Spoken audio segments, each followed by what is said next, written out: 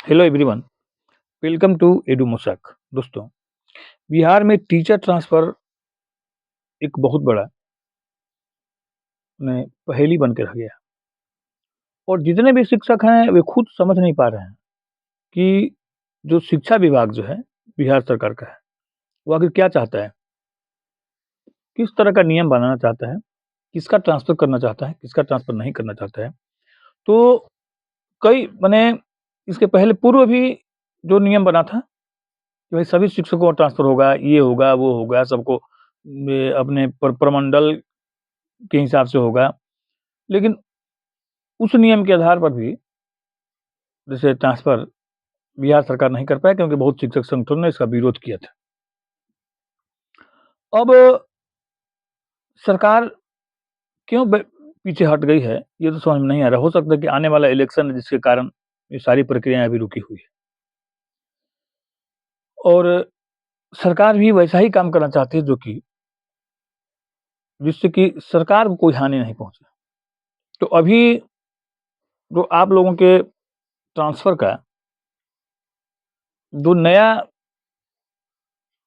जो नियम बनने जा रहा है, उसके लिए बैठक जो है वह होना है और बैठक के बाद ही डिसीजन लिया जाएगा कि भाई किसका ट्रांसफ़र होगा और ट्रांसफ़र जो होगा वो कहाँ होगा, कैसे होगा।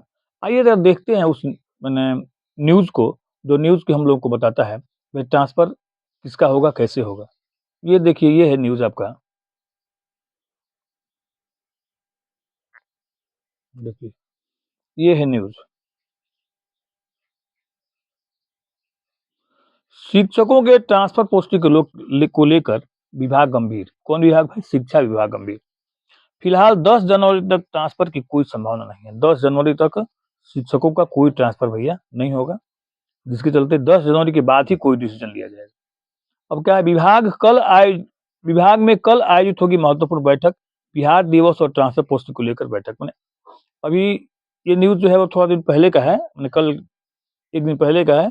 इनकी विभाग की शिक्षा विभाग आज, लगभग आज या कल 1-2 दिन में ये बैठक आयोजित करेगा, जिसमें बिहार दिवस मनाने और ट्रांसफ़र पोस्टिंग को लेकर के ये बैठक होगा।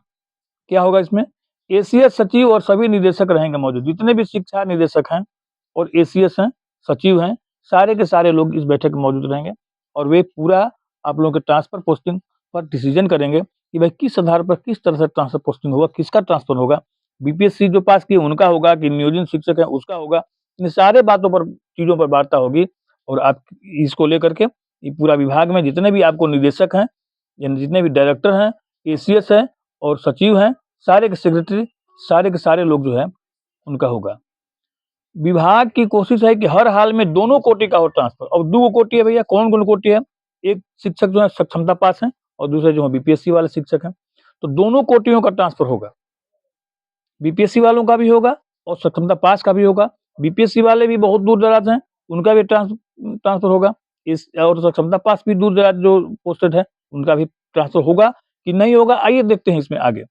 अब क्या करें, जिले के भीतर वाले अधिकतर शिक्षकों के आवेदन पर अभी नहीं होगा विचार। यदि आप इंटर डिस्ट्रिक्ट ट्रांसफर चाहते हो तो आपके आवेदन पर शिक्षा विभाग अभी विचार नहीं करने जा रहा है। इंटर डिस्ट्रिक्ट अगर ट्रांसफर आप कराना चाहते हो तो आपके आवेदन पर शिक्षा विभाग विचार अभी नहीं करेगा। अब किस पर विचार होगा भैया? दिव्यांग, गंभीर रूप से बीमार, महिला और अधिकतम दूरी वालों को मिलेगा लाभ। इसमें अब की बार लाभ किसको मिलेगा? जो लोग दिव्यांग हैं और कहीं दूसरे जगह पोस्टेड हैं, कुछ लोग जो गंभीर रूप से बीमार हैं, दूसरे जगह पोस्टेड हैं, महिला और जो शिक्षक बहुत दूर नौकरी कर रहे हैं, उनको लाभ मिलेगा। यदि आपका होम ब्लॉक कहीं और है, आप बहुत दूर जॉब कर रहे हैं, तो आपको भी लाभ इसका मिल सकता है। अब दूसरे जिले में पदस्थापित शिक्षक को ट्रांसफर तय है। अब अगर आप कोई टीचर ऐसा है जिसका कि होम जिला, जैसे मान लीजिए कोई रोहतास जिला का रहने वाला है और वो पोस्टेड है गया में, तो उसका ट्रांसफर जरूर होगा। गया से रोहतास जिला में वो आ सकता है, आ जाएगा। इसी बात पर विचार हो रहा है। लेकिन अगर आप इस जिला के अंतर्गत हैं और इसी जिला में ट्रांसफर चाहते हैं तो आपका नहीं होगा, लेकिन दिव्यांग जो है उनका हो जाएगा, गंभीर रूप से बीमार जो है उनका हो जाएगा, महिला का हो जाएगा। और दूसरे जिला में अगर आप पोस्टेड हैं तो आप अपने जिला में आपका ट्रांसफर जरूर होगा।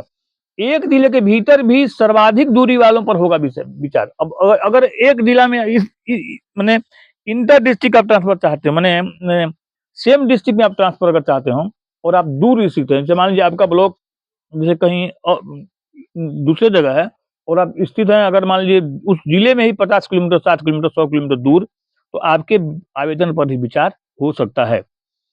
फेज वाइज में ट्रांसफर करने की तैयारी है। देखिए, ट्रांसफर करने की तैयारी है फेज वाइज। जैसे मान लीजिए फेज वाइज का मतलब क्या होता है?